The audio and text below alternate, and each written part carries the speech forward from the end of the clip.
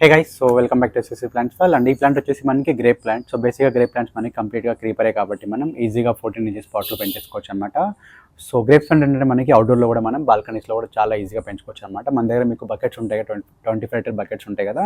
So దాంట్లో కూడా మనం ఈజీగా గ్రేప్ ప్లాంట్ పెంచుకోవచ్చు. ఇది వచ్చి మనకి గ్రీన్ కలర్. సో దీంట్లో మనకి బ్లాక్ కూడా ఉంటుంది కదా. సో ప్రజెంట్ అయితే మన దగ్గర గ్రీన్ కలర్ అవైలబుల్ ఉందన్నమాట. క్లైంబింగ్ మనకి లైక్ ఈజీ. ఇంకొక మెథడ్ ఏంటంటే మీకు క్లైంబింగ్లో కూడా మనకి లైక్ ఫెన్సింగ్కి వాటికి కూడా చాలా ఈజీగా మనకి పాకించుకోవచ్చు అనమాట. మీకు బాల్కనీస్లో క్లైంబింగ్ ఫెన్సింగ్ ఉంటుంది కదా. సో ఫెన్సింగ్ ఏదైనా మనం ఒక కార్నర్లో ఒక పెద్ద పాట్లో షిఫ్ట్ చేసేసుకుంటే మనకి ఆర్గానిక్గా మనమే సొంతంగా గ్రేప్స్ కూడా పండించుకోవచ్చు అనమాట. సో ఒకటే ఒక ప్రాబ్లం మనకి గ్రేప్స్కి ఏంటంటే మనకి ఫంగస్ చాలా బాగా ఎక్కువ పడుతుంది అనమాట. మిల్లీ బగ్స్ కానివ్వండి మనకి.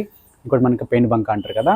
సో గ్రేప్స్కి మీకు అదొకటే ఎక్కువ ప్రాబ్లం ఉంటుంది. సో వీక్లీ వన్స్ మనం నీమ్ ఆయిల్ స్ప్రే చేసుకుంటే చాలా ఈజీగా మనం ఆర్గానిక్గా మన సొంతంగా మనం గ్రేప్ ప్లాంట్ కూడా పండించుకోవచ్చు అనమాట. సో దీని కాస్ట్ వచ్చేసి మన దగ్గర మీకు 120 రూపీస్ ఉంటుంది. ఈవెన్ దో మీరు షాప్కి వచ్చినా పర్చేస్ చేయొచ్చు. లేదు అంటే మనది ఆన్లైన్